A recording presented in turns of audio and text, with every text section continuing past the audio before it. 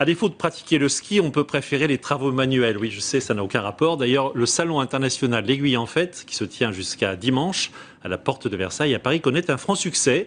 Et c'est pourquoi, de fil en aiguille, Didier Guyot et Yves Delécluze ont retrouvé l'une des dernières feutrières à Lyon. C'est avec passion qu'elle travaille la laine pour en faire des manteaux bien chauds.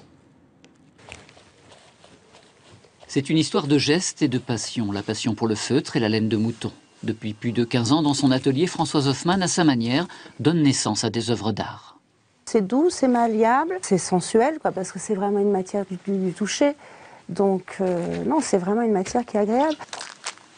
Il faut répartir la laine et sa palette de couleurs sur un gabarit, puis humidifier le tout avec de l'eau. Mais pour que les fibres s'épanouissent, pour que la laine s'entrecroise vraiment, Françoise Hoffmann la lubrifie au savon. À l'époque néolithique, déjà, on travaillait ainsi la laine.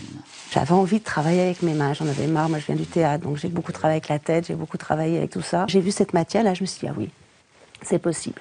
C'est possible, et puis j'ai commencé par des chapeaux, et puis après je me suis dit, mais attends, de la même façon qu'on fait un chapeau, un moule, enfin un cône de chapeau sans couture, ben voilà, on va faire des vêtements sans couture. Et c'est ainsi que sont créés ces manteaux uniques et majestueux.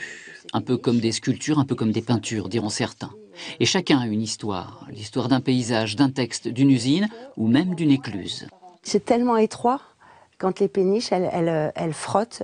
Et donc ça, c'est toutes les traces des peintures qui sont restées sur ces tôles. Elles sont sans couture, complètement réversibles. Donc le jeu, moi, quand je travaille donc sur l'établi, le jeu aussi, c'est mon vaste coloriage. Et puis après, vous avez quelque chose, tenez, je vous laisse prendre, de super léger. C'est léger. Il y a 15 ans de cela, Françoise Hoffmann commençait juste à maîtriser le feutre. Aujourd'hui, ses manteaux sont vendus un peu partout dans le monde.